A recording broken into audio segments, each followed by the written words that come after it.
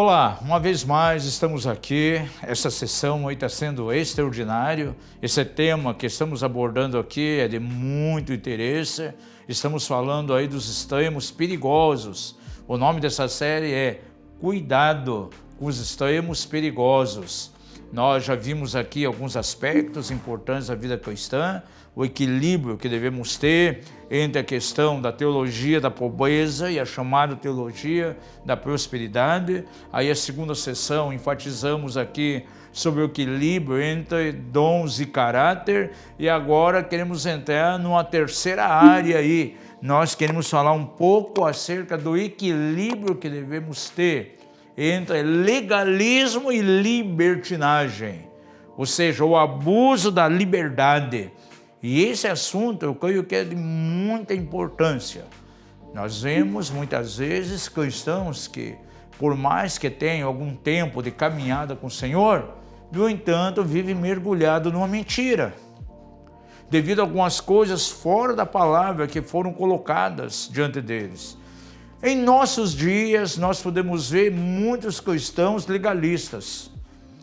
Há muitos anos atrás, 40 anos atrás, eu tive uma experiência com Jesus em 78. O legalismo era muito forte.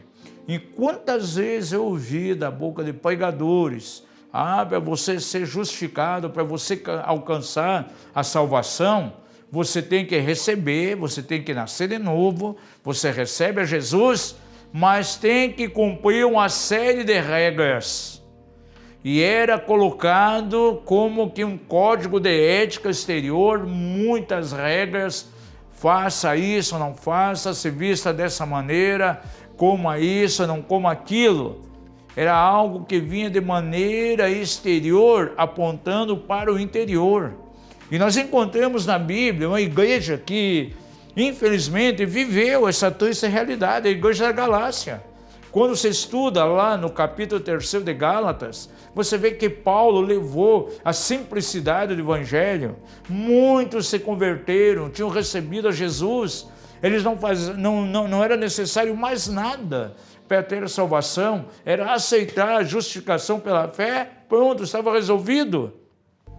Mas quantos judaizantes chegaram naquela igreja com outro evangelho, com a outra mensagem, dizendo, por exemplo, que aqueles irmãos tinham que circuncidar, eles tinham que guardar a lei lá do Velho Testamento, a lei de Moisés, e se não fizesse isso, não seriam salvos. Amados, qualquer pessoa que chegar a você e dizer, olha, para você ser salvo, para você receber a justificação, alcançar a salvação, você tem que aceitar o sacrifício de Jesus, vírgula, porém fazer mais uma série de coisas, isso, e coloca diante de você uma quantidade de regras. Você sabia que isso é legalismo? Está julgando você exatamente para viver segundo a força da carne. Por isso Paulo falou àquela igreja da Galácia, vocês começaram bem, começaram no Espírito, mas é pela força da carne que vão terminar. E de uma maneira muito forte, o apóstolo diz àqueles irmãos da Galácia, ó insensatos Gálatas, quem vos fascinou a sair do evangelho simples que vos ensinei para um outro evangelho, para outro tipo de mensagem? Essa palavra fascinar é a palavra enfeitiçar. E na sua etimologia ela significa o seguinte, estar debaixo de um olhar maligno. Então veja que o legalismo é para a satisfação da carne. Em nossos dias existem hoje líderes legalistas, pastores completamente legalistas. Eles podem usar até as escrituras para manipular as pessoas para fazer aquilo que eles desejam. Por exemplo, usar certo tipo de roupa, certas características do cabelo, e ele fica muito orgulhoso, ele fica exaltado quando vê que as pessoas estão exatamente cumprindo aquilo que ele quer. E isso, na verdade, massageia o egoísmo dele. E isso faz com que ele fique orgulhoso, e ele sabe que pode então manipular, muitas vezes, toda uma massa. Então, em nossos dias existe muito legalismo ainda dentro da igreja. Não faças, não proves, não toques. Isso está bem explicado através do ministério de Paulo. Esse é um lado da balança.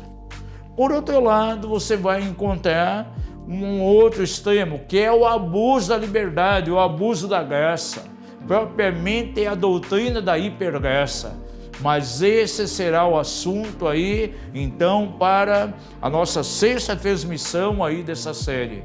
Eu espero por você, eu aguardo aí na próxima sessão, onde nós vamos ver o outro lado extremo e como podemos viver de maneira equilibrada entre esses dois polos. Que o Senhor abençoe a tua vida de uma maneira extraordinária e espero você na nossa próxima sessão. Em nome de Jesus.